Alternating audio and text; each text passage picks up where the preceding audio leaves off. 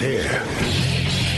Now, broadcasting from the underground command post, deep in the bowels of a hidden bunker, somewhere under the brick and steel of a nondescript building, we've once again made contact with our leader, Mark Levin.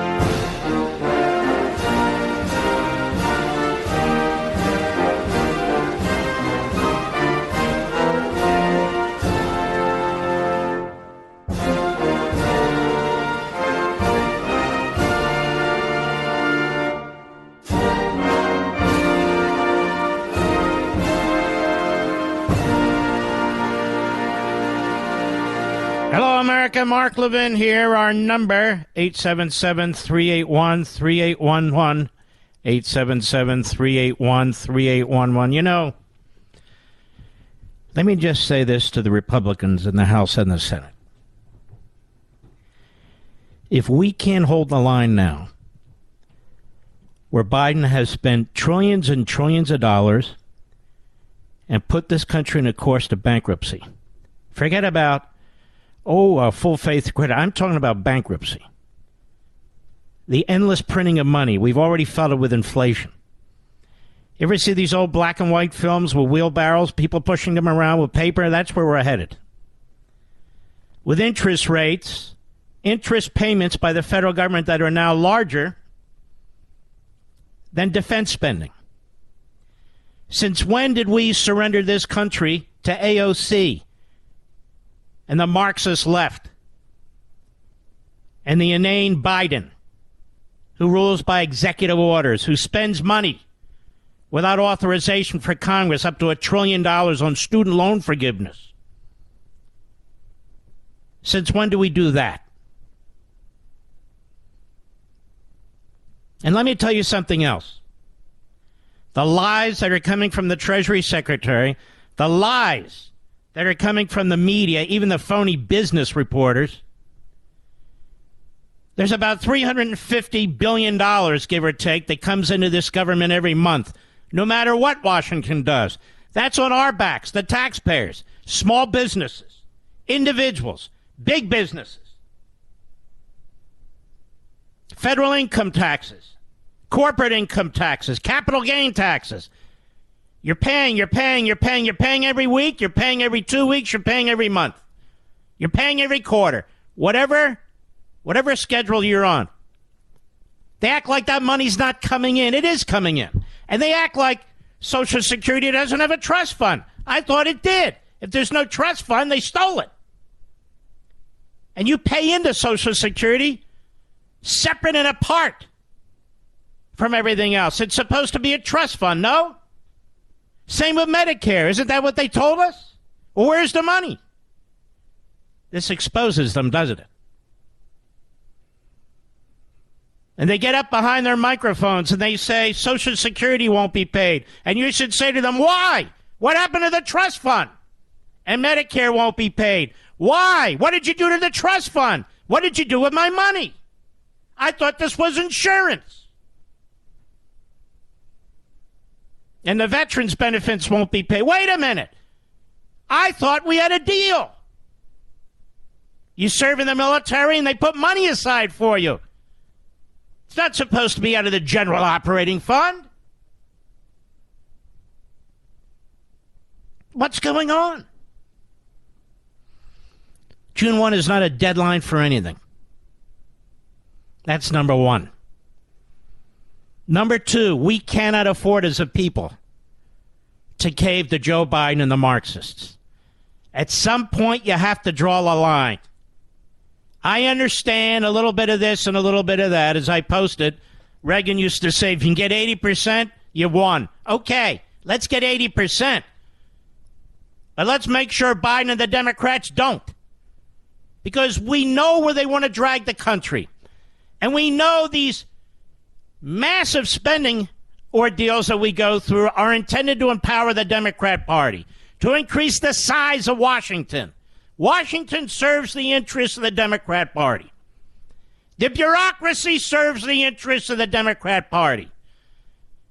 Aren't you sick and tired of subsidizing increased budgets for the FBI, for the intelligence agencies, when there's no accountability, when even today they're giving the finger to Chairman Comer, who wants to see that FBI document about Biden, or at least know what's in it? We're just supposed to go along and subsidize this stuff? Well, maybe the government should shut down.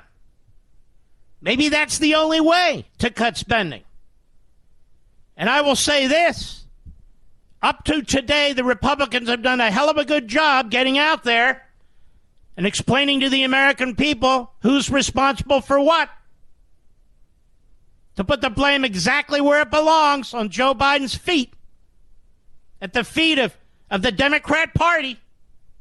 But I'm noticing today some buckling, that the Marxists in the Democrat Party are out there saying, oh, we're going to take to the streets. We were the first to find that clip. Mr. Producer was, and we played it.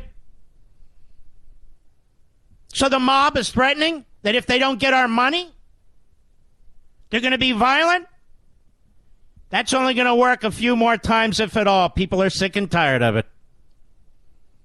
God knows I am. Now, we can do this, America. We can do this, conservatives. We can do this, Republicans. For once in your damn lives, try to hold firm. Try it. It actually works. This is one of the reasons we like Trump. And yes, one of the reasons we like DeSantis. One of the reasons we like Reagan. It's called leadership. It's called statesmanship. Don't be scared. Do the right thing, and usually the right thing happens. We'll keep an eye on this. Very close eye on this. I know something's going on because right now everybody's ducking us. They don't want to come on the show. Whether they be the self-appointed constitutional conservatives or whether they be conservatives or moderates, they're all ducking me. That's okay. I'm not going anywhere. And I thought the DeSantis appearance on my show last night was very good and very important. We will allow any serious candidate, not anybody, I'm running for president. No, on the program. That's what we do here. It's called free speech. You don't like it, don't listen. We will also link to their campaign sites, as we do in every single case. We put Donald Trump's clips up there all the time because I like Donald Trump. But nobody's going to threaten us, or the mob's not going to impress us. I'm going to do what I've always done. And you know what's interesting? We took a close look at a lot of the comments here. Mostly bots. Mostly people, non-people. We don't know how they do it, but they're able to do it. And Rush used to talk about this when they used to try and push him off the air. People who suddenly sign up for social media, they're suddenly there. They have no history. They have one line. They have no history of post, and there they are by the thousands. And some of you are suckers. Not in this audience. I'm talking about online. You got this guy, Lucky Luciano, a.k.a. Michael Luciano, on Mediocreite. And he grabs a few of the comments. Anybody can do this. It's not journalism. It's just a left-wing swineball doing what he does. Look at this. People are upset that Mark had DeSantis on a link to his donation page. We linked to his page that went immediately to his donation page. I'm not going to sit here and split hairs and worry about any of it. So what? Candidates have to be strong enough to stand on their 2 feet and fight it out. It's what we do. It's what I do. And so that was picked up by the Sludge Report, who's gone radical left, who hates Trump, hates DeSantis, hates Republicans, hates you. Then that was picked up by the Daily Beast, another left-wing poisonous website. That was picked up by the Huffington Post, another left. So you see how the mob works. And yet I was contacted by the real inner circle of the Trump people who said, we're not worried about any of this. It's not us. So you have a few shooting from the hip. But the best they could do are comments, you see. Not Loomer, who's a lunatic in Florida. Everybody knows. Mark, can I come on your show? Mark, will you endorse my candidacy? Mark, is that you over there at an event? Ah, get lost, loser. She's not the only one. We're going to start dealing with them one by one. I've got one coming on next week, too.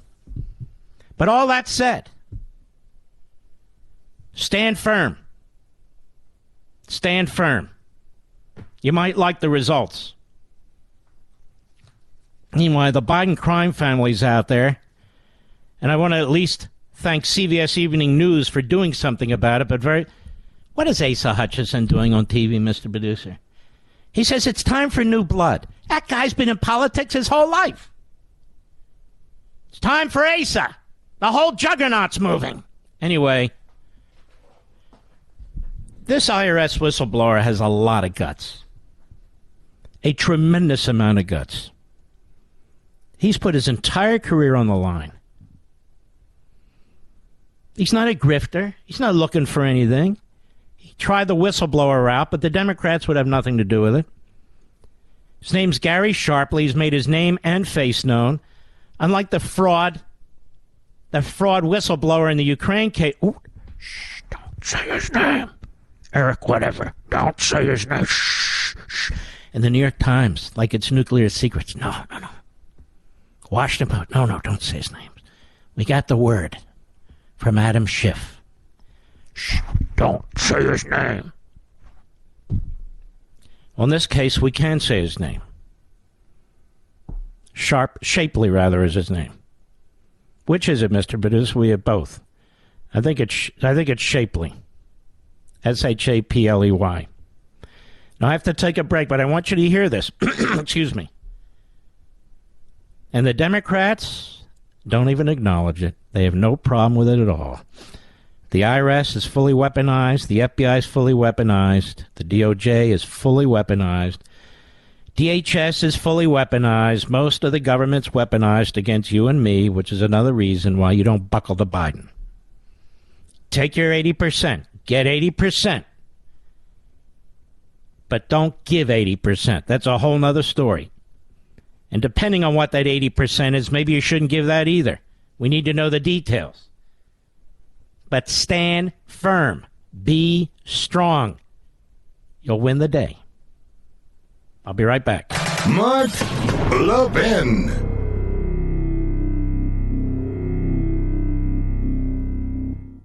Now, I know you guys are worried. Federal Reserve staff said banking crises fallout could push the economy into recession this year. But you can do something about that. Learn how to protect the retirement you worked really hard for. I think a great way is to diversify with gold, and specifically a gold IRA.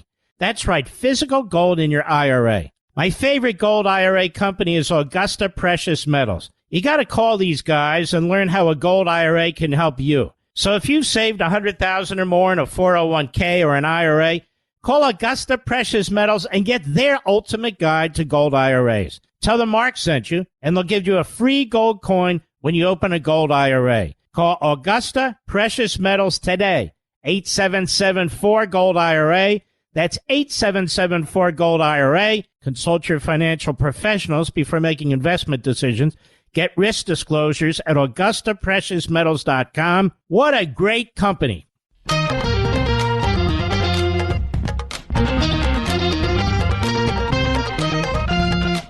One of the ways you figure out if they're bots is you click on to who the individual is and you look back, and if it's almost bare, they're bots.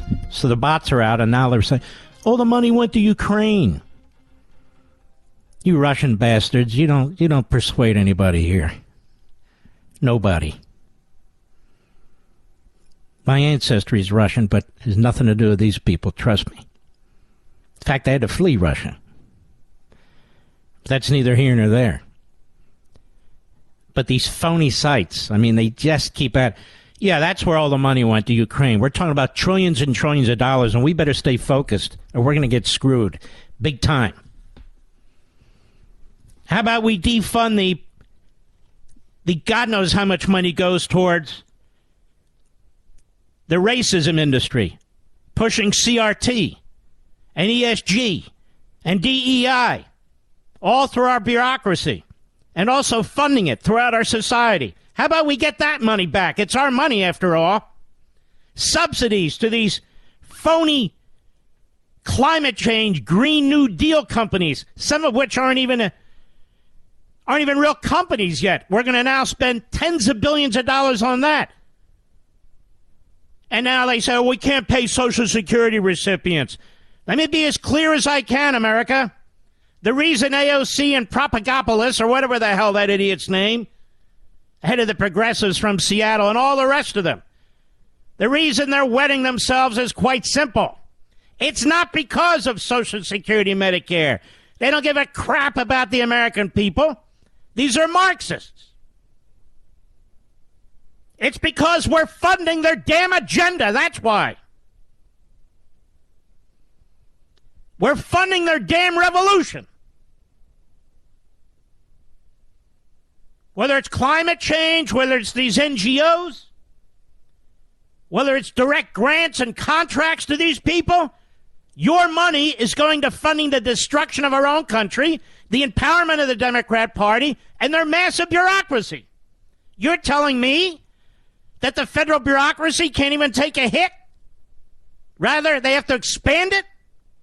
Expanding the FBI, expanding the IRS, expanding the intelligence agencies. Oh, they've done such a swell job. Expanding DHS, and I'm not talking about ICE and the Border Patrol. I'm talking about the fat you-know-what sitting on their asses in front of computers in Washington, D.C., working with old Twitter to try and censor us. Oh, yes.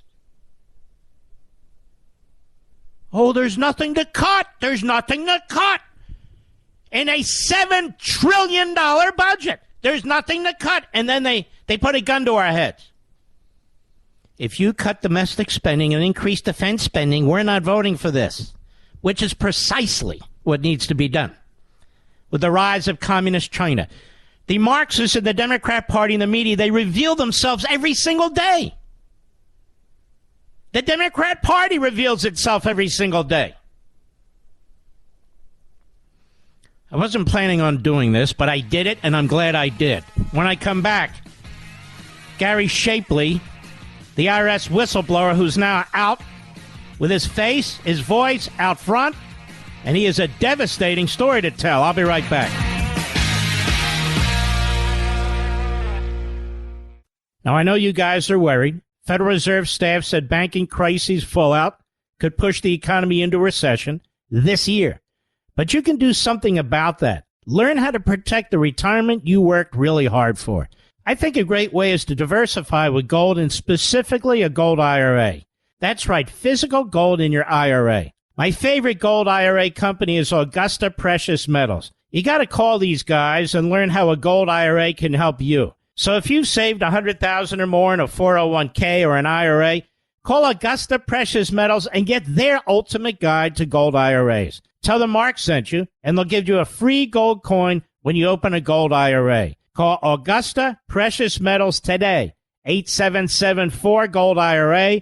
That's 877-4-GOLD-IRA. Consult your financial professionals before making investment decisions. Get risk disclosures at AugustaPreciousMetals.com. What a great company. Mark Levin, the most passionate conservative on radio. Talk with him now at 877-381-3811. Here's something nobody's talking about, but we better pay attention to it right now. And then I'll move into this IRS issue. The Islamo-Nazi regime in Tehran today successfully launched a practice launch, a ballistic missile. That is a missile that can carry a warhead and hit its target. I don't know firsthand, but I suspect there are meetings within the Israeli government as I speak on what kind of preemptive activity to take. That can happen any day or any week. Of course, I would ask those who are out there, is that any of our business? It's far away, you know. It's an 11-hour flight, 10 and a half hours on a good flight. If Ukraine's none of our business, why is that any of our business? Now, you know, I'm asking that for purposes of discussion and debate. Not today, maybe next week. Just wondering. We get out of NATO, should we get out of all of our military arrangements? I mean, NATO's a treaty. We have military arrangements with Australia, the Philippines, Japan, obviously South Korea. We have military arrangements, not treaties, with Israel and other countries. NATO is a treaty. And it's pretty much kept the peace since the end of World War II, 1948. The reason is little European countries can't defend themselves against big bad Russia or big bad China or anybody else. And so the idea there, which has worked, is that by aggregating the countries and their resources and their defenses and so forth, it's much less likely that anybody will be invaded. Ukraine is not a member of NATO. So we should pull out of that, even though it's worked, even though funding's way up thanks to Donald Trump. And so what happens then? Poland's attacked? Oh, none of our business. And that's exactly one candidate who was running in Florida when Ron DeSantis asked me to help moderate some debates in some congressional race. I forget his name, but he was sort of a Rand Paul acolyte. Maybe he was a boomer con or a national con, maybe both. Anyway, he said, well, if Poland's invaded, that's Poland's problem. And so there you have it. Because the logic takes you only in one direction. It's a very bad one. And he said, well, only if it's in America's in a national security interest. Isn't that always the debate? That is, what is prudential? That's the debate. So you can't say that's your policy. That's the debate. Gary Shapley is a senior criminal investigator, supervisor in charge of a unit that had been put on the Hunter Biden case, but has since been pulled off. I want you to listen to this. This is on CBS Evening News last night, to their credit. It's being interviewed by Jim Axelrod. Go ahead. Gary Shapley is a supervisory special agent for the IRS, where he's worked for 14 years. In January 2020, he was assigned to what he calls a high-profile investigation. Who's the subject of the investigation? I can't confirm or deny the subject of this investigation. Why not? Because, part of the tax secrecy laws don't allow it. Shapley can't say it, but CBS News has learned the investigation was the probe of Hunter Biden by the Trump-appointed U.S. attorney in Delaware. Senior Biden administration... By the way, stop there. I love that. The Trump-appointed U.S. attorney. Trust me, if this U.S. attorney wasn't doing what Biden wanted, he'd be gone without consequence. Because Biden knows who's going to cause the problem. The Attorney General himself would fire him. So let's stop playing games. Go ahead. vowed to let it run its course without interference. It's not restricted in his investigation in any way. But CBS News has obtained this letter Shapley's lawyers sent to Congress Monday, alleging irregularities in DOJ's handling of the investigation. Shapley is seeking legal protections from Congress so he can share specifics of his allegations. There was multiple steps that were slow walked at the direction of the Department of Justice. Had you ever encountered that before? I have not, no. These deviations from normal process, and each and every time it seemed to always benefit the subject. Shapley says he decided to blow the whistle after a heated meeting last October with federal prosecutors. It was my red line meeting. It just got to that point where that switch was turned on, and I just couldn't silence my conscience anymore. Did you let prosecutors know you were unhappy? I don't think I can answer that. Hunter Biden has denied any wrongdoing. Like civil servants. The IRS agent told us he is a registered Republican. His whistleblowing is being assisted by an advocacy group with past ties to the GOP. But Shapley says this is not. Hold on. And to Democrats. Now, why are you doing this with the GOP stuff? You never do it with the Democrats. Tell me, Eric, whose name shall not be mentioned by the New York Times or any media outlet in the Ukraine impeachment, you wouldn't even give us his name, let alone his affiliations, and we learned he was a big-time Democrat. But go ahead. Our politics. Why do you want to navigate these waters? I don't want to do any of this. I took an oath of office, and when I saw the egregiousness of some of these things, it no longer became a choice for me. It's not something that I want to do. It's something that I feel like I have to do. The IRS told us it can't comment on specific cases, but is committed to supporting whistleblowers in general. Both the DOJ and the U.S. Attorney's Office in Delaware declined to comment. We declined to comment, and you can't have any papers. There's not to be any oversight because we have our methods here, sources and methods. Then there's this from Blaze Media. IRS chief responds to allegations of whistleblower retaliation. He said IRS follows the direction of the Department of Justice. So you can see what's happening here, America. It's the senior so-called leadership at the Department of Justice, the Attorney General, the Deputy Attorney General, and all the rest of them. There are at least two IRS whistleblowers, one you just heard, one being a criminal supervisory special agent, that one. They claim the Justice Department has interfered in a high-profile criminal investigation, while the attorneys representing the supervisory agent have been careful not to name the subject. It's believed to be Hunter Biden. The responding to allegations of internal retaliation against IRS whistleblowers, the head of the IRS sent the House Ways and Means Committee a letter on May 17, denying the accusations, but he also suggested the Department of Justice is responsible for actions taken against the whistleblower who came forward last month. Quote, I want to state unequivocally that I have not intervened and will not intervene in any way that would impact the status of any whistleblower, Werfel wrote the committee. The IRS whistleblower you reference alleges that the change in their work assignment came at the direction of the Department of Justice. As a general matter and not in reference to any specific case, I believe it is important to emphasize that in any matter involving federal judicial proceedings, the IRS follows the direction of the Department of Justice. Gee, do you think under this current budget battle, the Department of Justice should get more money, America? Especially the prosecutors. The admission corroborates what lawyers for the supervisory agent disclosed last week.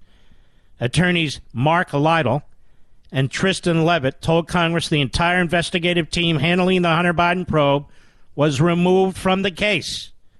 They said today the IRS criminal supervisory special agent we represent was informed that he and his entire investigative team, are they all Republicans, America?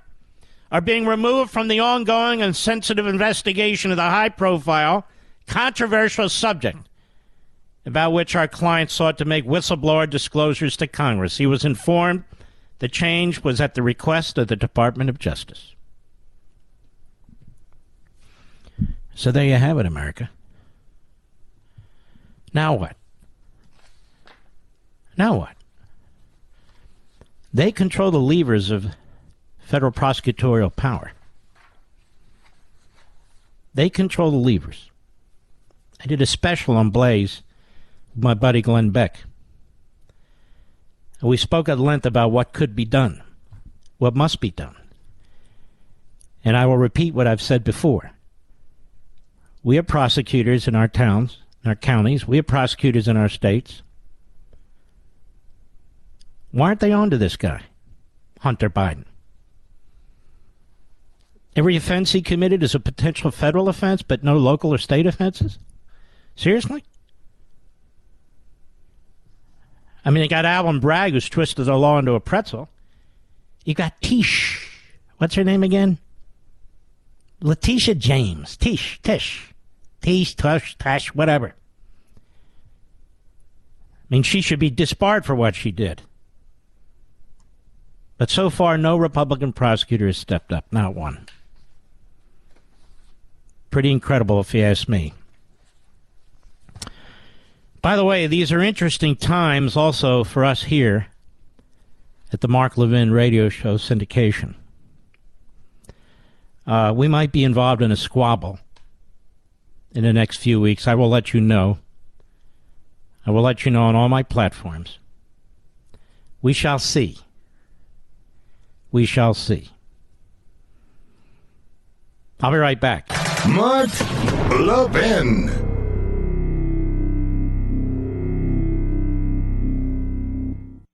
Now, I know you guys are worried. Federal Reserve staff said banking crises fallout could push the economy into recession this year. But you can do something about that. Learn how to protect the retirement you worked really hard for. I think a great way is to diversify with gold, and specifically a gold IRA. That's right, physical gold in your IRA. My favorite gold IRA company is Augusta Precious Metals. You got to call these guys and learn how a gold IRA can help you. So if you've saved $100,000 or more in a 401k or an IRA, call Augusta Precious Metals and get their ultimate guide to gold IRAs. Tell them Mark sent you, and they'll give you a free gold coin when you open a gold IRA. Call Augusta Precious Metals today, 8774-GOLD-IRA. That's 8774-GOLD-IRA. Consult your financial professionals before making investment decisions. Get risk disclosures at AugustaPreciousMetals.com. What a great company.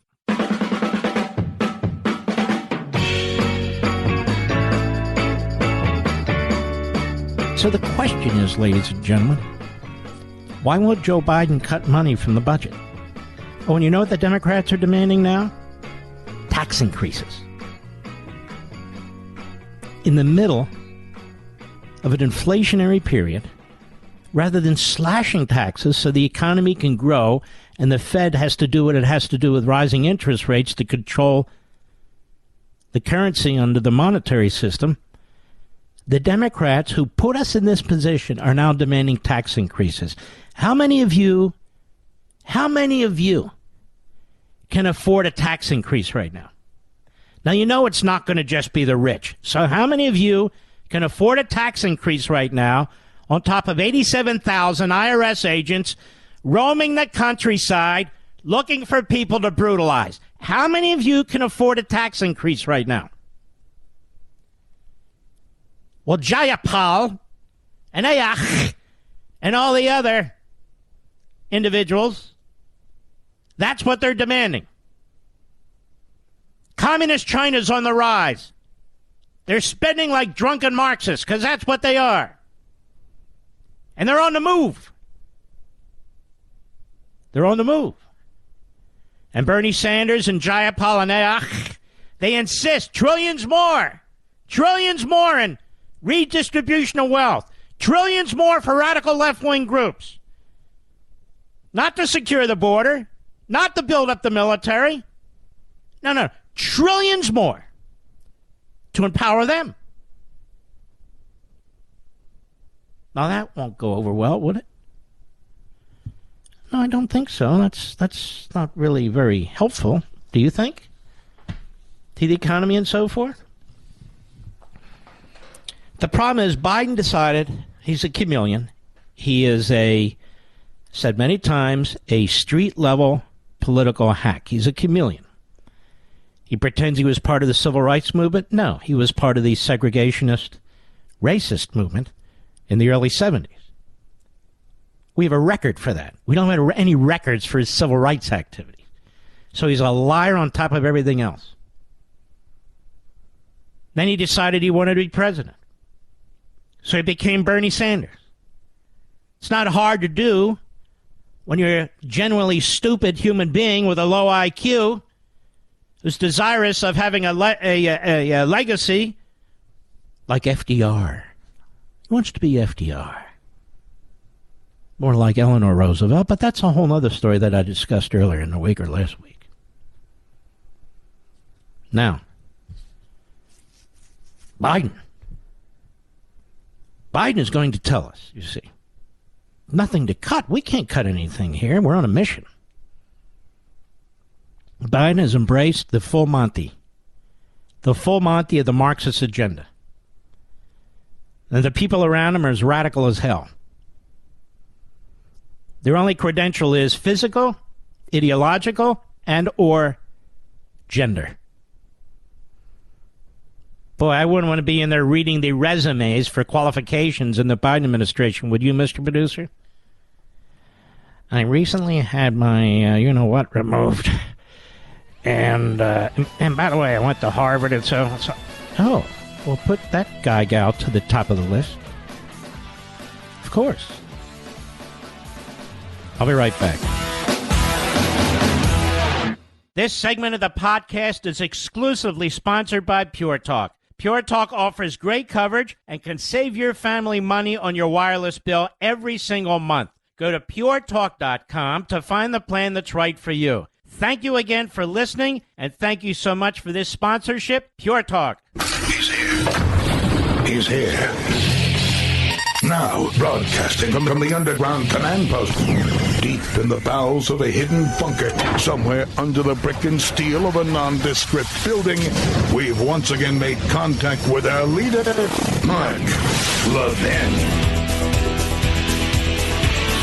Hello, America. Mark Levin here. Our number, 877-381-3811, 877-381-3811. It's going to be a long, hot, tough summer, America. Very long, hot, tough summer. The Atlanta DA will not relent. The special so-called counsel in Washington, D.C., he's queuing up his charges. And it's here where we're going to have to launch and mount the greatest defense, quite frankly. There's also going to be an effort, I think, to try and remove this program from 1 or 2 or 3 markets. I'll know more soon enough to alert you to that. The timing is obvious. The timing is obvious. But we will alert you to it soon. And of course, we don't take that lying down either. Like Rush used to tell me, and I've told you what Rush used to tell me, which is, don't let anybody come between you and your audience. And I won't do that. If you want to know where the latest rhino position is, then you want to listen to Karl Rove and read his materials. Nobody knows rhinoism better than Karl. I have to give him that. He's the king of the rhinos. That's what he is. So he's out there telling everybody that Trump and DeSantis are fighting over just a little tiny percentage, 20, 25%. But you really need to look at Nikki Haley and Tim Scott and, of course, the Hindenburg in New Jersey, you know, people like that. And he's all over the place telling America that.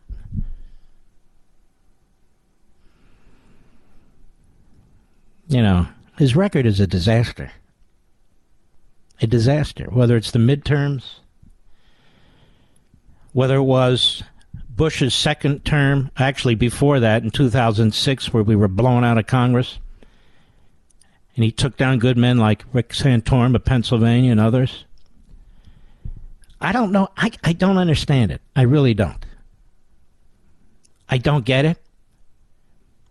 He's like the big establishment guy. You want to know what Mitch McConnell's thinking? Listen to him.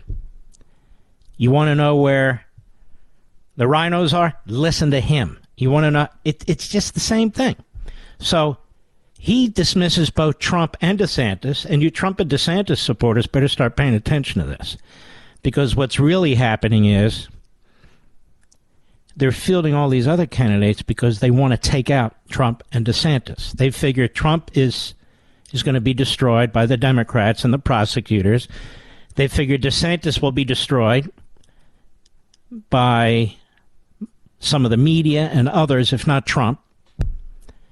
You can hear Nikki Haley taking the shots, others taking shots, not at Trump, at DeSantis.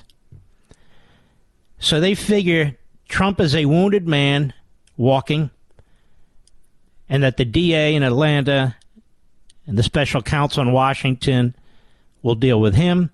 And while he is trashing DeSantis, and DeSantis is just trying to push back, that one of them will slide through. Does that make sense to you, Mr. Producer? I think that's what's taking place. If they're sitting down with their strategists. I think that's what's taking place. That's not to say Tim Scott isn't a good guy. We're going to have him on the program, I assume, at some point. I'm sure he is. Nikki Haley can come on the program at some point. All of them. Raskin may, in fact, come on the program at some point. Who knows? But that's a different issue. And we've already had, I think, one or two other presidential candidates. We're going to continue to have them, whether people like it or not. We're going to continue to link to their campaign sites, whether people like it or not, because I do this show for the broader audience. People ask us, why don't you have so-and-so on? Okay, we will. If they want to come on, how do we follow up with them? Okay, there's a link on our sites. No, oh my God! Over there at Mediocreite. Lucky Luciano. Very squirrely people. I've already spent too much time on this today. My God. He didn't link to the campaign page, Mr. Producer. He linked to the donation page. That tells us a lot. What does it tell you? Nothing. And we will continue to do this. If people reach out to us, we don't tend to reach out to the candidates. If they reach out to us, we have them on. 2 weeks ago, we had President Trump on. He has to come on. This week, as part of his announcement, we had Ron DeSantis. I'll tell you what's interesting. There's really very little reporting on the substance of my interview with Ron DeSantis, because the radical left media do not care about that. Moreover, even my favorite cable channel, you would have thought last night that only Trey Gowdy did an interview. Well, we have 14.5 million people. We did an interview too. Just saying. Just mentioning. And we'll continue to do that. So if I get a call tomorrow and Donald Trump wants to come on, good. If I get a call tomorrow and Nikki Haley wants to come on, good. If I get a call tomorrow and Tim Scott, good. DeSantis, good. If that doesn't go well with you, I don't know why you're here. I've been doing this for 20 years, and we're very, very interested in hearing from all the people who want to be president of the United States. One of them is going to be, hopefully, as opposed to Biden. That's the hope, right? That's the hope. I don't run any campaign. I'm not paid by any campaign, and I'm not going to be. And the bots on the internet, we actually had a lot of fun with them today, but I don't have enough time to mess around with them anymore. You are very, very mistaken, and you're going to get sucked in if you read or believe anything that comes out of Mediaite. It is a Dan Abrams operation. It hates Trump. It hates DeSantis. It hates you. So they stir the pot. Then they send it over to the Drudge Report. Then he posts it. Drudge is a saboteur. Drudge at the Drudge Report is now campaigning for the indictment of Donald Trump. He calls it Indictment Watch. And then he puts the most preposterous photo of DeSantis on his site. He doesn't do that about Biden. He'd never do that about Kamala Harris. He doesn't do that about Hakeem Jeffries or Schumer or anything else. He's a sellout. He's a grifter. He's gone. And then you have to, then it's picked what was it, The Independent? I got to pull this up just to straighten this up because this is very interesting to me. You know what's sick about all this? I enjoy it. Isn't that weird, Mr. Producer? I like these battles. Is there something wrong with me? I care. That's true. Hold on a second, folks. I'm getting this in 1 second. Which one was it that flat out lied? Come on, I know I put it aside. What's it called? The Independent, maybe? Or something like that? Anyway, one of these left-wing sites, British one, said that the Trump inner circle is furious with Levin. Well, the Trump inner circle and I spoke. And they broomed it all off and said, this is not us.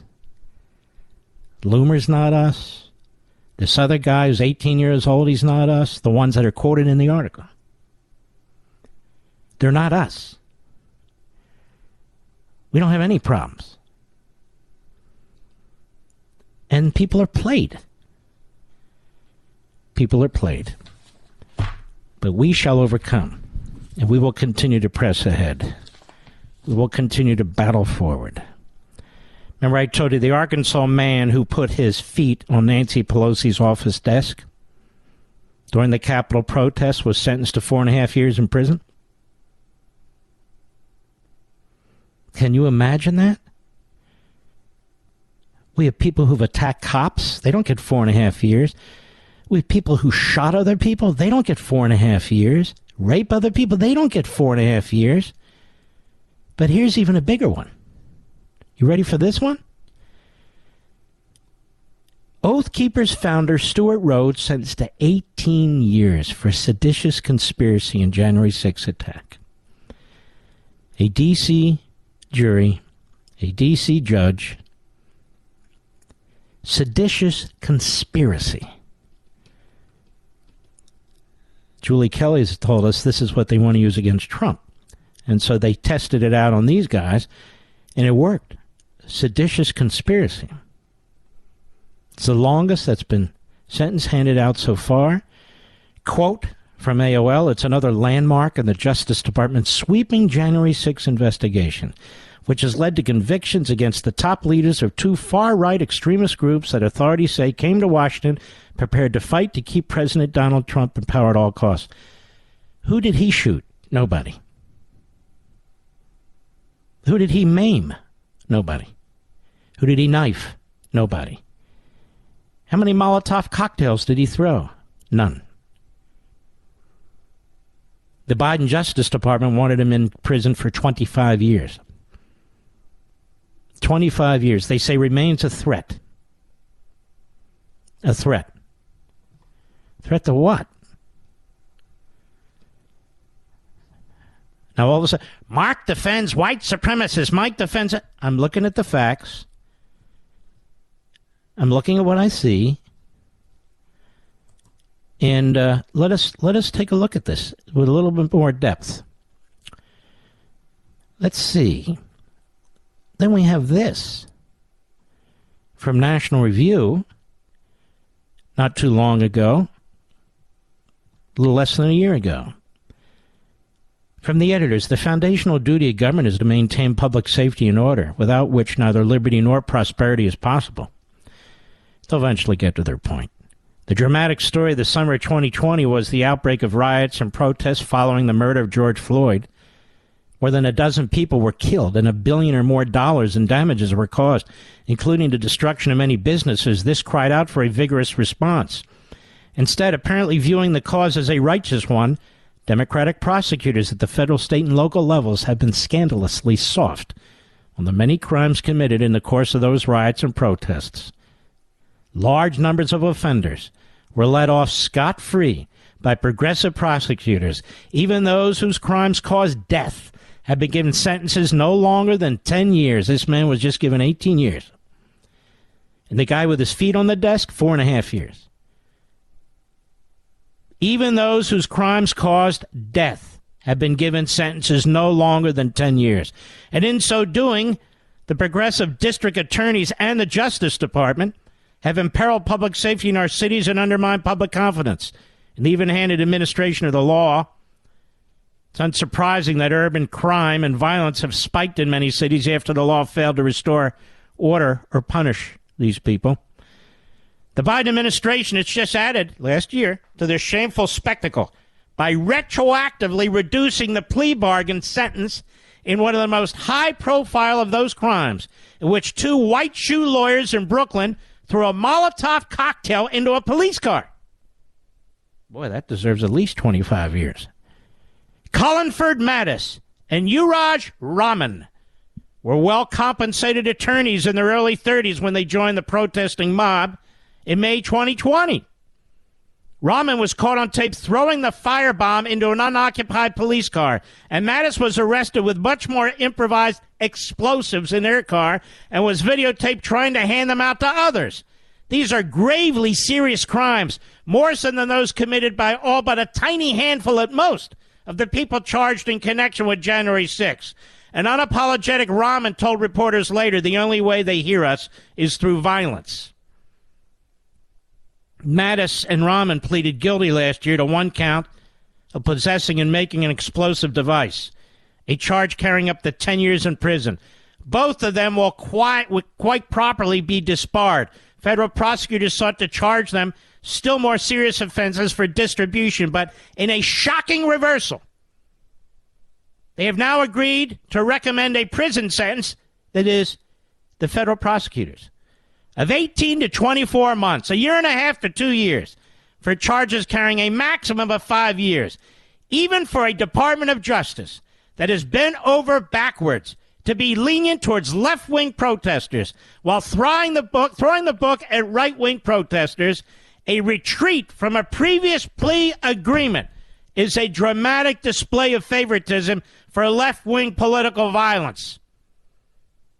Merrick Garland asked for 25 years for that one man who never threw a Molotov cocktail and then pulled back on a previous plea deal, reversed themselves, and asked for a more lenient sentence of 1.5 to 2 years for the gentleman, that is the thug who threw the Molotov cocktail, and the woman who had many more and was distributing them. I'll be right back. Mort Levin.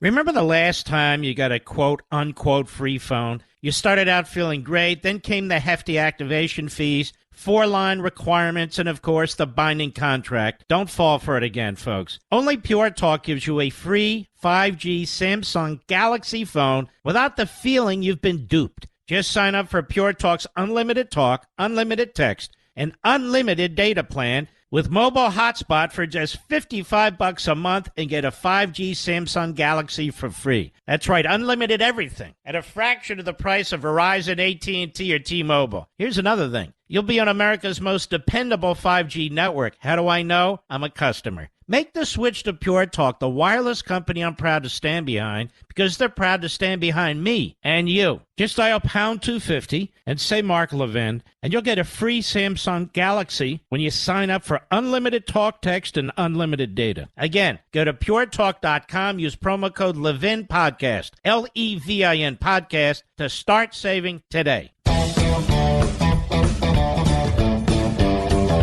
Here was NPR on this. And it's pretty good. Lawyers charged with 7 felonies in Molotov cocktail attack out on bail. A surveillance camera recorded it all. A woman in black T-shirt stepping out of a tan minivan. The lighting of toilet paper fuse. the arc of a beer bottle filled with fuel as it was thrown onto the dashboard of an empty police car, and they didn't know it was empty. The act of vandalism in the early hours of May 30 is why 2 Brooklyn lawyers are fighting federal explosive charges and could face as much as life in prison. They had been sitting in a New York jail until Tuesday night after a government effort to keep them behind bars failed. Isn't that amazing? We have people sitting in prison in Washington, D.C. for over a year. And now one's been convicted for 18 years and another 4.5 years. Federal prosecutors haven't accused Rahman, 31, or Mattis, 32, of harming anyone that night, but they have indirectly cast the 2 defendants as characters in the favorite Trump administration narrative that suggests that last month's violent protests were just an eruption of anger. Listen to this. This is NPR. This is how they excuse this. Now, when it comes to the other people, the right-wingers, the white supremacists, oath keepers, they wanted to overthrow the government, but not these 2 lawyers. No, the narrative has been created by Trump and his Justice Department. Well, there's more. The Washington Compost. Here we have it. Let me see right here. Mr. Producer did this, printed it out for me. 56 former prosecutors write to appeals court in support of bail for attorneys accused of throwing Molotov cocktail at a police vehicle. Wow, the bar, the former prosecutors, they circle the wagon against the 2 domestic terrorists throwing Molotov cocktails and handing them out. But by God, we want 25 years for that other guy. He only got 18, for crying out loud. And that other jerk put his feet on Nancy Pelosi's desk. He gets 4.5 years. That's the way it rolls, ladies and gentlemen. I'll be back. Remember the last time you got a quote-unquote free phone? You started out feeling great, then came the hefty activation fees, 4-line requirements, and of course the binding contract. Don't fall for it again, folks. Only Pure Talk gives you a free 5G Samsung Galaxy phone without the feeling you've been duped. Just sign up for Pure Talk's unlimited talk, unlimited text, and unlimited data plan with mobile hotspot for just $55 a month and get a 5G Samsung Galaxy for free. That's right, unlimited everything at a fraction of the price of Verizon, AT&T, or T-Mobile. Here's another thing. You'll be on America's most dependable 5G network. How do I know? I'm a customer. Make the switch to Pure Talk, the wireless company I'm proud to stand behind, because they're proud to stand behind me and you. Just dial pound 250 and say Mark Levin, and you'll get a free Samsung Galaxy when you sign up for unlimited talk, text, and unlimited data. Again, go to puretalk.com, use promo code Levin Podcast, Levin Podcast, to start saving today. Conservatism with passion. The Mark Levin Show. Call in now. 877-381-3811. Yellow. Mr. Producer, would you send me a text and remind me how people can get to our podcast? Go to marklevinshow.com, and I think you link to a specific location there. We want to build up our podcasters as big as possible as well, so you have alternatives. As I said, it's going to be a very brutal summer for the president and perhaps for this program. So we will see in 1 or 2 places. Because I believe that people should be honorable and that they must abide by the agreements that they have made, or they'll be exposed for what they are. It's that simple. I want to continue with this because it's such an outrage. This was in the Washington Post. Let's see, a little bit back. 56 lawyers who are not connected to this case of these 2 Molotov cocktail people are trying to weigh in, backing the defendants for the sake of upholding existing bail practice. Prosecutors at the Brooklyn U.S. Attorney's Office have already said that Mattis and Rahman are a serious risk, refusing to credit their careers and family ties as mitigating factors. A spokesman for the office declined to comment on Tuesday's filing by the ex-officials. How many former federal prosecutors signed on to help the Oath Keepers guy? And why is he viewed more dangerous than these two? Why? I'm curious. This court should reject the government's argument that factors existing prior to an alleged offense, such as strong family and community ties, stable employment, stable addresses, lack of criminal history, are inherently insufficient to defeat the presumption in support of bail in a case involving dangerousness. The defendants were caught on camera firebombing an NYPD vehicle. They also sought to incite others to launch similar attacks and attempted to distribute other Molotov cocktails to other protesters in furtherance of this objective. What about it? But you don't understand. Rahman, at the time of her arrest, was representing indigent defendants in a Bronx housing project. Ooh. Mattis had attended Princeton University. Ooh. How about that? Two lawyers. Surely they were well aware of the consequences of what they were doing, no? Wow. So they made the calculated decision to make and throw Molotov cocktails and to hand them out. Now, the brief submitted by the former prosecutor seeks to influence the federal appeals court. How many of you think these former federal prosecutors did this just spontaneously, much like the former national security people with the Biden letter? 56 came forward, you know. That Hunter Biden, yeah, that laptop's definitely a Russian plant.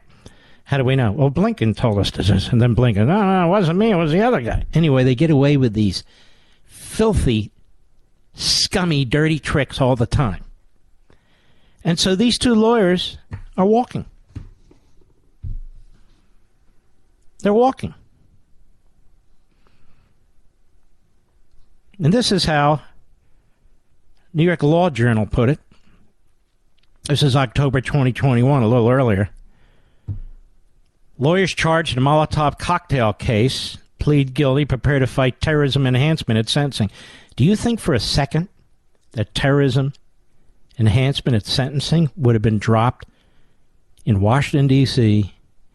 against any of these protesters? They're not even happy that this guy got 18 years. They're not happy the other guy got 4.5 years for putting his feet on the desk of Nancy Pelosi. It's unbelievable. They pleaded guilty to one count of possessing or making a destructive device. So what happens? Well, the lawyers want them out on bail. So the Department of Justice takes the plea agreement, and rips it up. And gives them a better deal. You wonder why they're after Trump at the DOJ and the FBI? You wonder why they send SWAT teams out to drag people in to Washington, D.C. and throw them in the gulag there for months and months at a time? You wonder why they throw the book at each and every one of them? And shame on the damn court there, all those damn federal judges. Shame on them. I don't care who appointed them, and I don't care how many of them I know. You have this information. You have the same information I have. The same damn information I have. And the prosecutors go into court and they say, look at this tweet. Look at this Facebook post. Look at this. They met in northern Virginia. Look at this. They were going to do this. They were going to do that. They were going to do this. They were going to do, but they didn't. Go ahead and charge them for the crimes they actually committed. But seditious conspiracy? And the federal judges, they buy into it. Oh, yes, yes. We can't have that in Washington, only in New York. Seattle, Portland, when the court's under attack for over 2 months, yes, yes. We can't have that in Washington. Everywhere else, we can have it as long as you're part of the left, Antifa, Black Lives Matter, or two lawyers who are helping poor people, or from Princeton, and yeah, and we know you came with Molotov cocktails. We know you were handing them out. We know you threw one in a vehicle. Yeah, we know. But they were trying to help the poor. And the United States Department of Justice ripped up their plea agreement to give them a better plea agreement. I should have had Julie Kelly on tonight. But I don't have room. Next hour we have two great guests. But that said, it's really quite incredible. And it's infuriating the way the media cover this. Two right-wing white supremacists, one with the Oath Keepers group, and the other group, two lawyers, one helping poor people, one from Princeton, with the support of former federal prosecutors. They didn't mean to throw a Molotov cocktail at an NYPD vehicle. It just kind of flew out of her hand. And they didn't mean to hand them out to others to use. They were just so generous redistributing their Molotov cocktails. Why should they keep them for themselves? Yeah. And as that excellent National Review editorial said, they've been weak across the board on almost all these cases. As they put it, the Biden Justice Department's shameful pandering to bomb-throwing rioters. These people have done billions of dollars in damage. A dozen people or more lost their lives.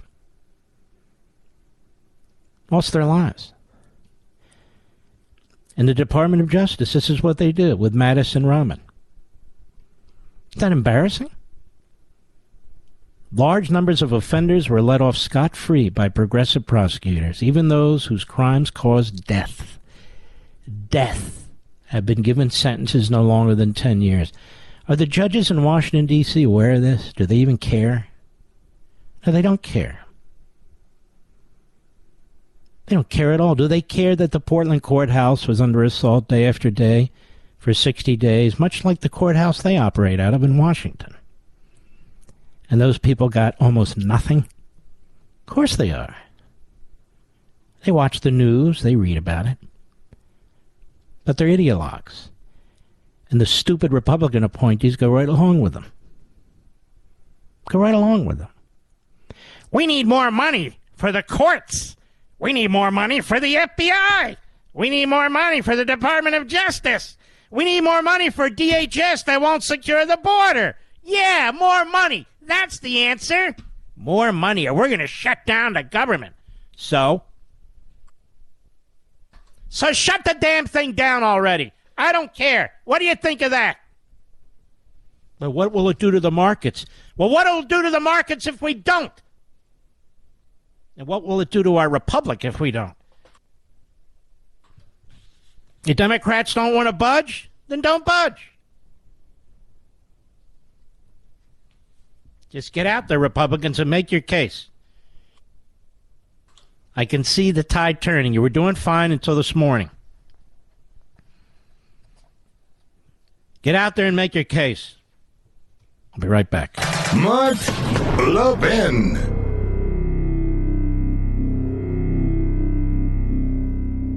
Remember the last time you got a quote-unquote free phone? You started out feeling great, then came the hefty activation fees, 4-line requirements, and of course the binding contract. Don't fall for it again, folks. Only Pure Talk gives you a free 5G Samsung Galaxy phone without the feeling you've been duped. Just sign up for Pure Talk's unlimited talk, unlimited text, and unlimited data plan with mobile hotspot for just $55 a month and get a 5G Samsung Galaxy for free. That's right, unlimited everything at a fraction of the price of Verizon, AT&T, or T-Mobile. Here's another thing. You'll be on America's most dependable 5G network. How do I know? I'm a customer. Make the switch to Pure Talk, the wireless company I'm proud to stand behind, because they're proud to stand behind me and you. Just dial pound 250 and say Mark Levin, and you'll get a free Samsung Galaxy when you sign up for unlimited talk, text, and unlimited data. Again, go to puretalk.com, use promo code Levin Podcast, Levin Podcast, to start saving today. Now, Joe Biden is soft on anti-Semitism. I don't know how else to put this. We're going to have a great guest who is a very close friend of mine, the president of ZOA, Zionist Organization of America. And all that means as Zionist is to support the state of Israel. Nothing more, nothing less. And the Biden administration has caved to CARE. As you know, the radical Muslim Hamas front group was founded really in Philadelphia in a secret meeting with Hamas supporters. But nonetheless, it has a big role in the Democrat Party. See, I'll tell you stuff nobody else is going to tell you. It's that simple. Supported by anti-Israel groups like J Street, which is a bunch of self-hating morons, which Ellen Dershowitz wrote about the other day, and Americans for Peace Now, another front group. They and CARE and others, self-hating Jews and Jew haters alike, pressured the Biden administration to water down the term anti-Semitism. The most prominent part of this is the non-legally binding working definition. Now, you wouldn't have this if it came to other minorities, blacks, Hispanics, Native Americans, and so forth and so on, and I'm not putting them down. I'm just saying it wouldn't happen. But with Jews, it's up for negotiation when it comes to the Democrat Party. Even the Anti-Defamation League, it's in the back pocket of the Democrats. Why? Because its leader, Greenblatt, is an Obama-Biden former official at the White House. He's a sellout. He's a sellout. He'll go after Elon Musk. But look at this. The Conference of Presidents of Major American Jewish Organizations, which lobbied for a stronger definition, said that the group wholeheartedly applauds the Biden administration's continuing embrace and so forth, but the decision to include dueling definitions drew criticism from smart people. So shame on all these groups that buckle. Why? Because he's a Democrat? It's an amazing thing. It's an amazing thing. Donald Trump is the biggest pro-Israel president in American history. Bar none. Bar none. In terms of its security, in terms of its capital, in terms of peace agreements, in terms of its sovereignty. He cut off the hundreds and hundreds of millions coming from American taxpayers to the Palestinian terrorists under the Taylor Force Act, which Biden is ignoring, as he ignores most laws he doesn't like. An impeachable offense, by the way. And yet Trump is the anti-Semite. Biden is the anti-Semite, not Trump. I don't care what they say. The fact of the matter is he's undermined the government there. He propped up the Iranian regime. And now this, taking input from radical anti-Israel groups. I'll be right back.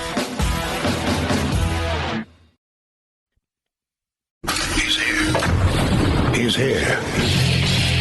Now, broadcasting from the underground command post, deep in the bowels of a hidden bunker, somewhere under the brick and steel of a nondescript building, we've once again made contact with our leader, Mark Levin. Hello, America. Mark Levin here. Our number, 877-381-3811, 877-381-3811. Just a reminder, you want to subscribe for free to our podcast.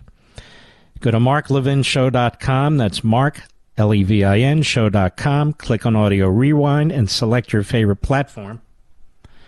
Or search Mark Levin Show on your favorite podcast platform and lock her down.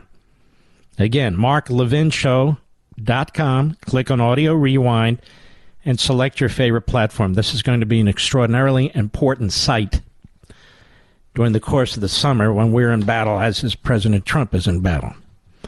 Also, our YouTube channel. You now can find all my full podcast interviews and specials on YouTube, folks.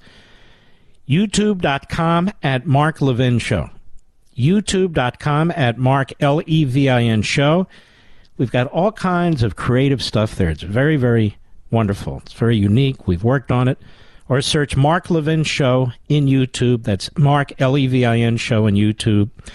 Mr. Producer, would you again post? Actually, we have a direct link to the podcast right there on my social sites. So go to the direct link. You can just hit it there. I don't know if the YouTube is, but we'll put it there if it's not. It's a great honor to have my friend Mort Klein on the program. Mort Klein really is a great patriotic American, and he's a intrepid defender of the state of Israel. But he and I see things the same way, which is to defend one is really defending the principles of the other. And the people who hate Israel hate America. The people who hate America hate Israel. Now Mort is the president of ZOA, and that's a fantastic organization as well, Zionists of America, which simply means they support the state of Israel. Apparently that's controversial these days. The Biden administration, Mort, as I understand, has been putzing around with some kind of regulation involving anti-Semitism, and now they cut the baby in half. They apparently buckled to CARE, to J Street, to the ADL, and other phony organizations, or even worse. Is that correct? And can you explain this to us? Yes, Mark. It's an honor to be with someone as extraordinary as you. Thanks, Mort. The United States came out just a few hours ago with their program of how to fight Jew hatred, anti-Semitism. Instead of using the normal, respected, accepted definition for anti-Semitism called the IRA definition, they instead added to it as a valuable tool two other definitions by Nexus and others. These other definitions that they're now promoting as valuable and important say if you oppose the Jewish states of Israel's very existence, that's okay. That's not anti-Semitic. If you treat Israel differently from any other country, that's not anti-Semitic at all, which means the United Nations, for example, which has overwhelming number of their criticisms of countries, overwhelmingly it's against Israel. But that wouldn't be anti-Semitism, according to the new definition of Biden. When a journalist is killed in Israel, embedded journalists are killed in war situations all the time. No country is ever condemned for it. It happens. When Israel has a journalist killed, the whole world starts condemning Israel, which of course is anti-Semitism. They're being treated differently. So this report allows the George Soroses, the anti-Israel politicians, to no longer be allowed to be called anti-Semitic. It allows the campus programs on college campuses that promotes boycotting Israel.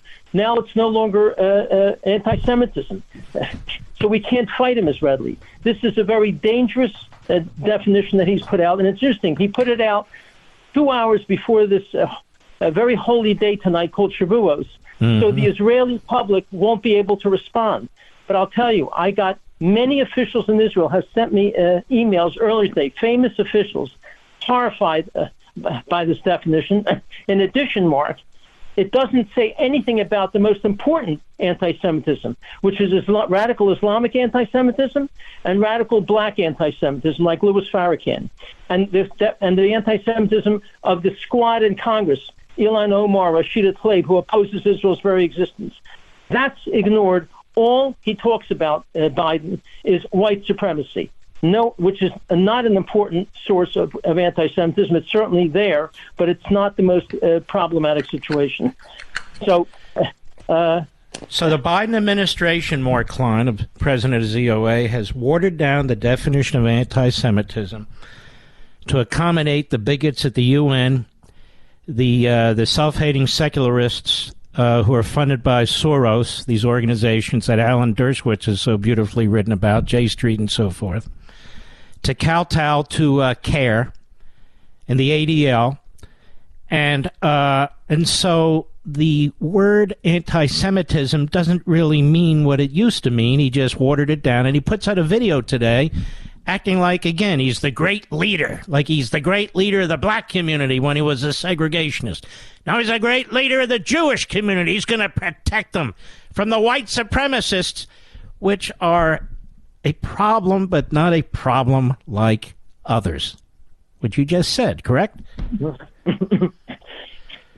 In addition to more than watering down the definition, including a definition that's dangerous and frightening that will protect major Jew haters in Congress, officials in the world, and on campuses. It protects them now. You can't call them anti-Semitic according to what Biden's embracing. In addition, in the same sentence, when he condemns anti-Semitism, Biden in this report condemns Islamophobia, homophobia, transphobia, misogyny. In other words, he makes anti-Semitism no longer unique by coupling it, combining it with these other phobias. And these other groups don't have nearly the amount of dangerous hate speech and attacks as the Jews do. 63% of all hate attacks in America, according to religion, 63% against Jews, not against Muslims or Christians or any of these other groups.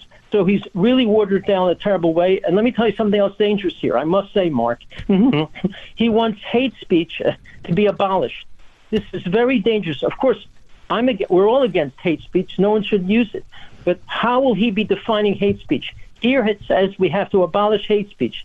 That means if I attack Louis Farrakhan, is that hate speech? Will they say that means I'm a racist? If I attack the radical group Black Lives Matter, is that racist? If I attack Iran or radical Islam, is that racist? It's very dangerous what he put in this report by wanting to abolish all hate speech, which means it's anyone's idea of how they will define it. And this is really another dangerous aspect of this whole report. So in other words, the same radical leftists that have been running this administration did this. They pretty much did this. Tell me, Mort Klein of ZOA, while I have you, the president of Zionists of America, let me ask you this. How has the Biden administration been in terms of Israel when it comes to Iran? Biden appointed Obama's close friend, Robert Malley, to be the lead negotiator on Iran. Malley is known as an extremely strong supporter of Iran and a strong supporter of negotiating and dealing with Hamas with respect. That alone shows they're not serious. In addition, all of the strong sanctions that that Donald Trump had put in place against Iran, which was having a tremendous effect, Biden is ignoring those sanctions against Iran, allowing Iran to raise and sell billions of dollars worth of oil and other equipment, strengthening Iran, getting them to have many more funds. These funds Iran uses to give to Hamas, to Hezbollah, and other terrorist groups in the Middle East and South America. So he has been a disaster when it comes to Iran. He's also made it clear to Israel he does not want Israel to use military action if necessary to stop Iran from getting nuclear weapons. Iran has threatened the United States more than they threaten Israel. This is a danger to us to allow Iran to get nuclear weapons, and Obama is turning a blind eye to this. It is a very frightening Obama, situation. you mean Biden, but I get the point. Yeah, I mean Biden. Mort Klein, I got to have you back. What if people want to reach you or reach your organization, where do they go? And Mr. Producer, put this on our site. Well, we're the Zionist Organization of America, the oldest pro-Israel group in the United States. Please go to ZOA.org. You can read all the things I've said and many other things, ZOA.org. And that'll tell you all ways to get involved with us. We have a mission to Israel coming up next month. If anyone's interested, go on our website and sign up. You can go with us. And I must say, I must add, it is deeply troubling that the anti-Semitism envoy, Deborah Lipstadt, has openly endorsed this terrible report, just as she's defended George Soros, just as she has defended and ignores Mahmoud Abbas's horrible actions against Jews. Mahmoud Abbas of the Palestinian Authority pays Arabs lifetime pensions to murder Jewish people, and Lipstadt never says one word about it. And you brought her to my attention. She wrote a great book about the New York Times and the Holocaust, and you're the child of Holocaust survivors. Isn't that correct? My parents are survivors of Auschwitz. I was born in the displaced persons camp in Germany. I came here when I was 4 years old. And she has the nerve to defend this administration, which won't lift a finger, really, to fight real anti-Semitism, and has tried to appease Iran right to the end. Mort, where do people go? Remind us. ZOA.org. Enormous amount of information about this and other issues concerning the Middle East. And all right. Let's put it up on our websites. On our social sites. It's very easy to remember. ZOA.org. ZOA.org. I think you folks are going to love it out there. Mort Klein, God bless you, my brother. You take care of yourself. God bless you. Thank you so much, Mark. All right, and have a good holiday. We'll be right back. Mort Levin.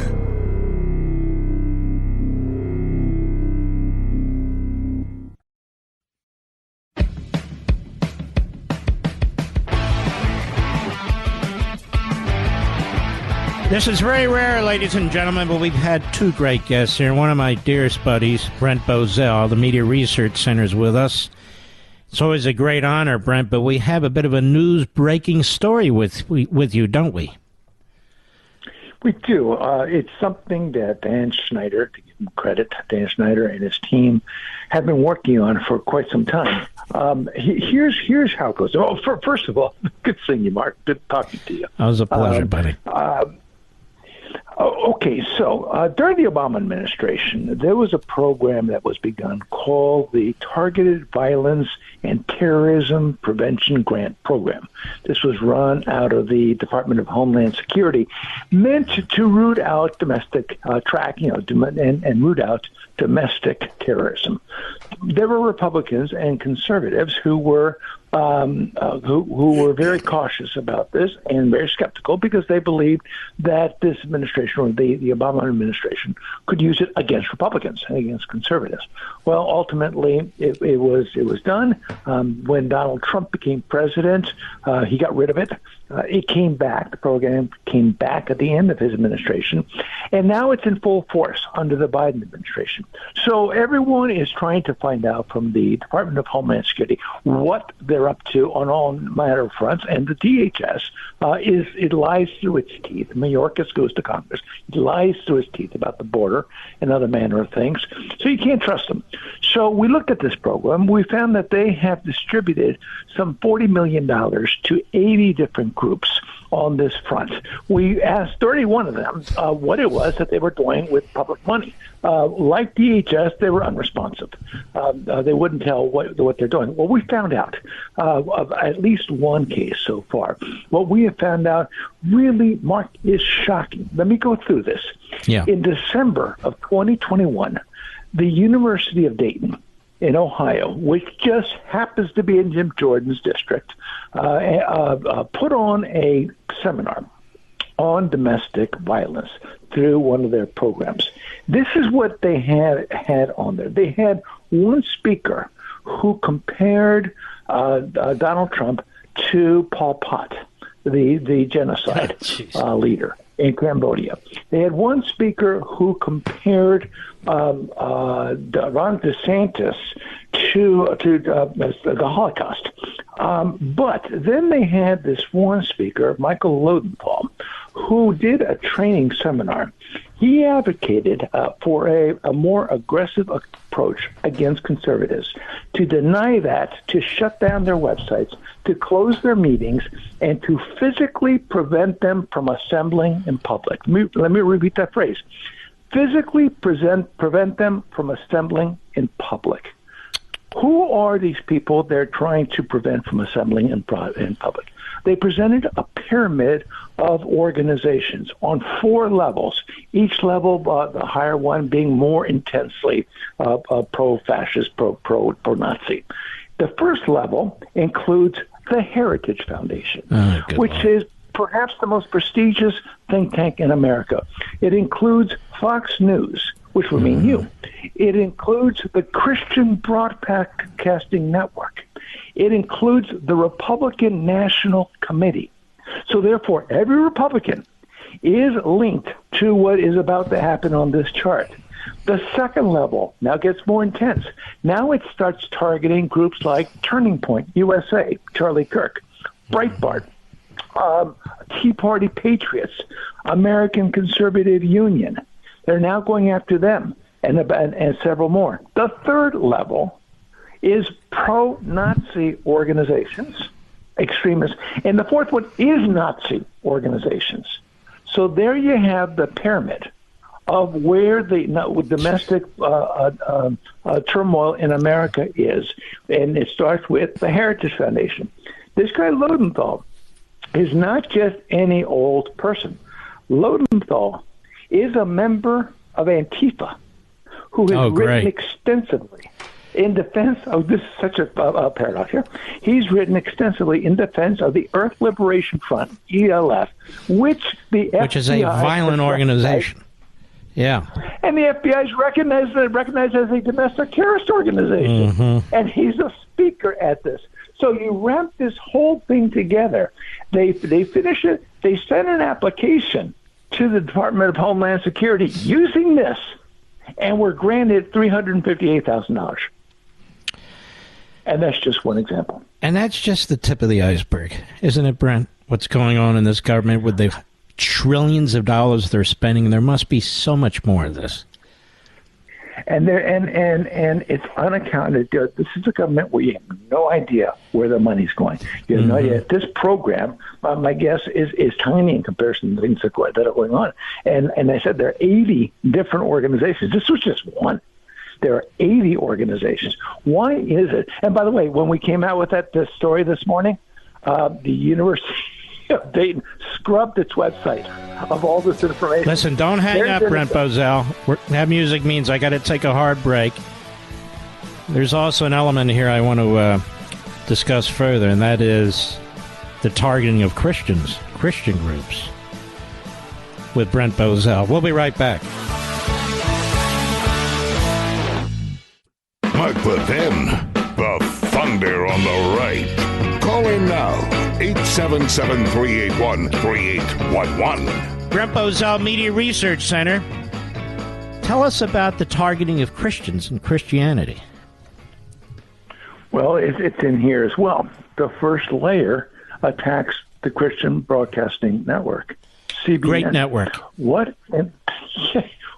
in the world has CBN ever done to get itself linked on a triangle chart with Nazis?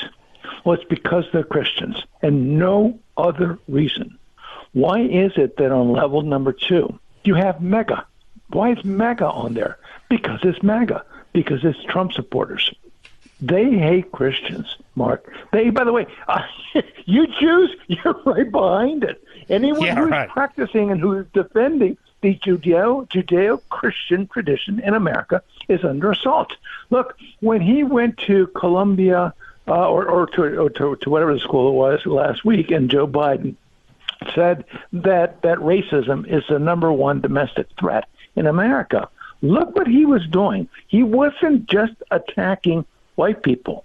He was attacking the values of those white people, the perceived values of those white people as being racist.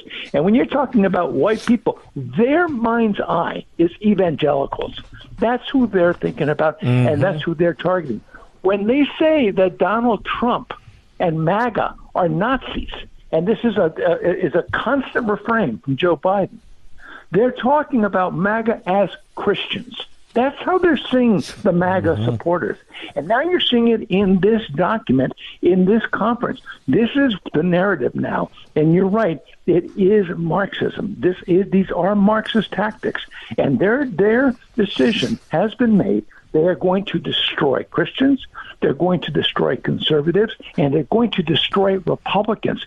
This one document targets over half of the United States as being aligned with the values of Nazism. Mr. Producer, let us make sure that we link to MRC and to this story in particular. We're on with the great Brent Bozell. I can't thank you enough for what you do, Brent. God bless you, my friend. Thank you, Mark. Have a good day. All right, take care of yourself. Frightening. I want to read something to you. After I read it, I'll tell you who wrote it. You like that? Let's do that. Since March 2020, we may have experienced the greatest intrusions on civil liberties in the peacetime history of this country.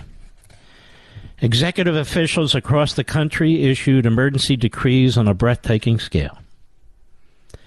Governors and local leaders imposed lockdown orders forcing people to remain in their homes. They shuttered businesses and schools, public and private. They closed churches even as they allowed casinos and other favorite businesses to carry on. They threatened violators not just with civil penalties, but with criminal sanctions too. They surveilled church parking lots, recorded license plates, and issued notices warning that attendance at even outdoor services satisfying all state social distancing and hygiene requirements could amount to criminal conduct. They divided cities and neighborhoods into color-coded zones, forced individuals to fight for their freedoms in court on emergency timetables, and then changed their color-coded schemes when defeat in court seemed imminent. Federal executive officials entered the act, too, not just with emergency immigration decrees. They deployed a public health agency to regulate landlord-tenant relations nationwide. They used a workplace safety agency to issue a vaccination mandate for most working Americans. They threatened to fire non-compliant employees and warned that service members who refused to vaccinate might face dishonorable discharge and confinement. Along the way, it seems federal officials may have pressured social media companies to suppress information about pandemic policies with which they disagreed. While executive officials issued new emergency decrees at a furious pace, state legislatures and Congress, the bodies normally responsible for adopting our laws, too often fell silent. Courts bound to protect our liberties addressed a few, but hardly all, the intrusions upon them. In some cases, courts even allowed themselves to be used to perpetuate emergency public health decrees for collateral purposes, itself a form of emergency lawmaking by litigation. Fear and the desire for safety are powerful forces. They can lead to a clamor for action, almost any action, as long as someone does something to address a perceived threat. A leader or an expert who claims he can fix everything, if only we do exactly as he says, can prove an irresistible force. We do not need to confront a bayonet. We need only a nudge before we willingly abandon the nicety of requiring laws to be adopted by our legislative representatives and accept rule by decree. Along the way, we will accede to the loss of many cherished civil liberties, the right to worship freely, to debate public policy without censorship, to gather with friends and family, or simply to leave our homes. We may even cheer on those who ask to disregard our normal lawmaking processes and forfeit our personal freedoms. Of course, this is no new story. Even the ancients warned that democracies can degenerate toward autocracy in the face of fear. But maybe we've learned another lesson, too. The concentration of power in the hands of so few may be efficient and sometimes popular, but it does not tend toward sound government. However wise one person or his advisors may be, that is no substitute for the wisdom of the whole of the American people that could be tapped in the legislative process. Decisions produced by those who indulge no criticism are rarely as good as those produced after robust and uncensored debate. Decisions announced on the fly are rarely as wise as those that come after careful deliberation. Decisions made by a few often yield unintended consequences that may be avoided when more are consulted. Autocracies have always suffered these deficits. Maybe, hopefully, we have relearned these lessons too. Now, who do you think wrote that? You know who wrote this? Associate Justice of the Supreme Court Gorsuch in the Arizona versus Mayorkas opinion.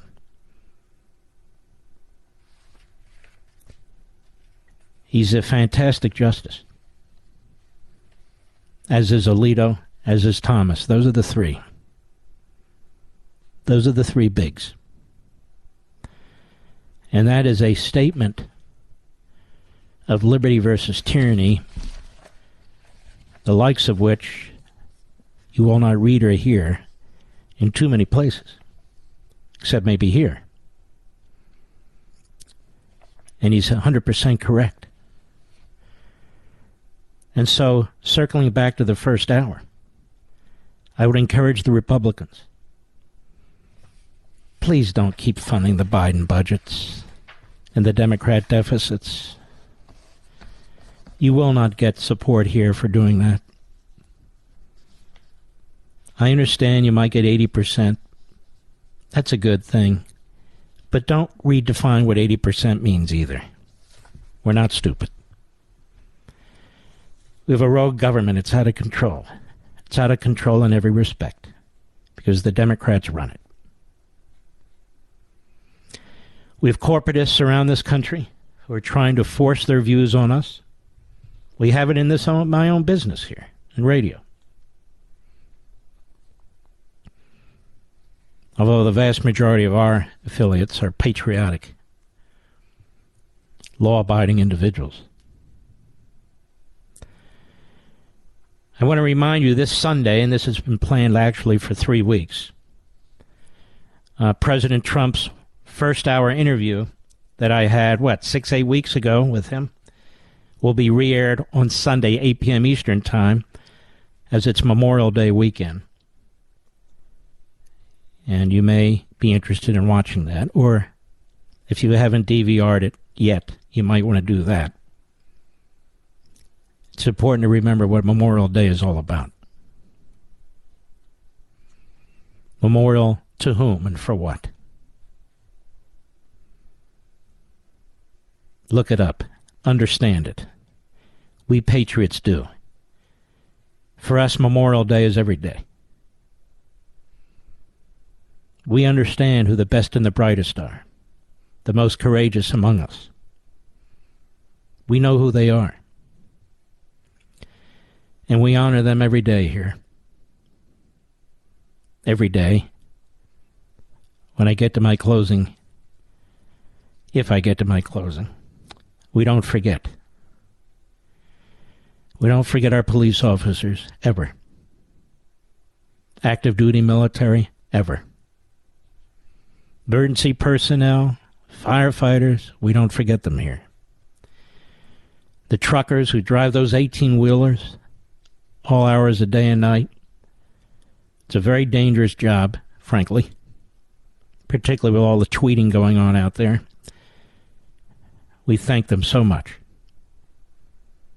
And we understand here who the freedom fighters are around the world, whether they be in Ukraine or they're preparing in Taiwan, wherever they are, some dark corner of the earth.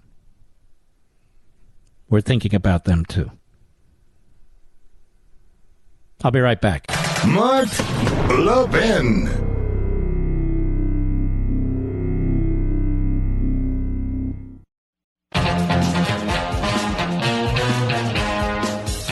The Supreme Court, two very good decisions. One in particular I want to focus on, and that's the 5-4 decision. And another decision was 9-0. That's great. It's a good decision, but 5-4 just shows you how close we are to losing everything. The Supreme Court, and this is how the media cover this. This is how the media cover this. This is the Associated Press. Listen how when the Supreme Court expands your liberty, expands your private property rights to where they're supposed to be under our republic. Look how the media report this. The Supreme Court on Thursday sharply limited the federal government's authority. See that?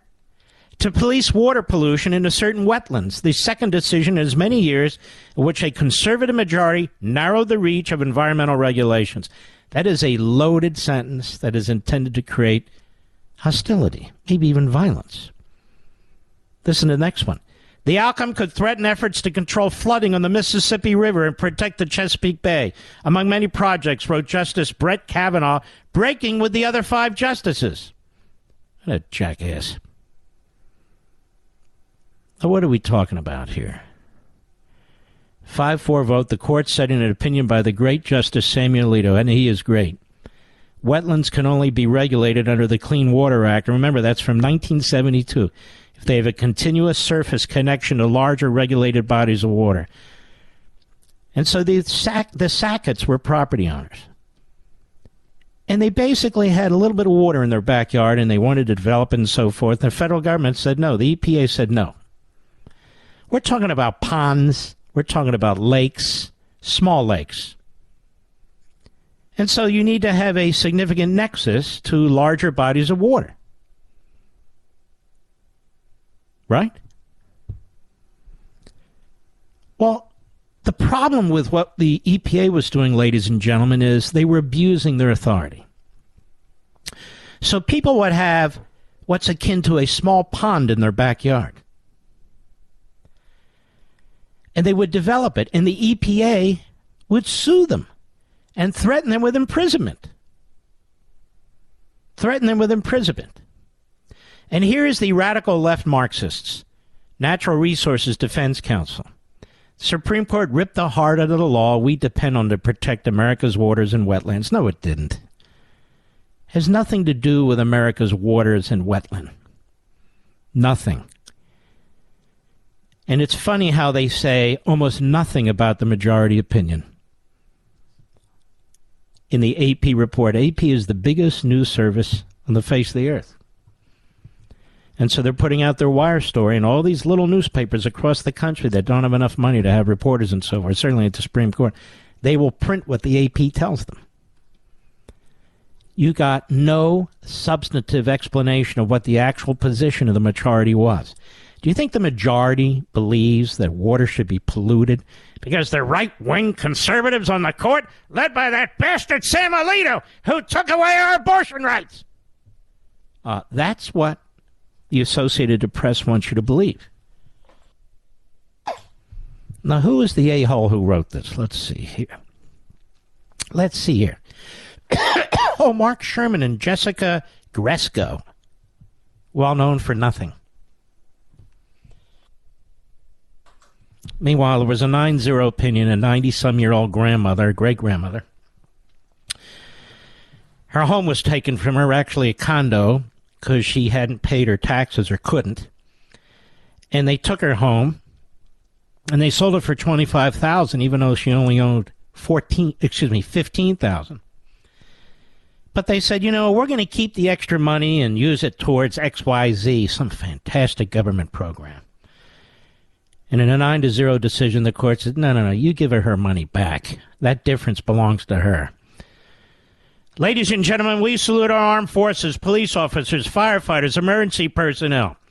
We salute our truckers, the men and women in Ukraine and Taiwan, and all you folks out there. Thank you. This is Radio Free America, Radio Free New York, right here. I'll see you tomorrow.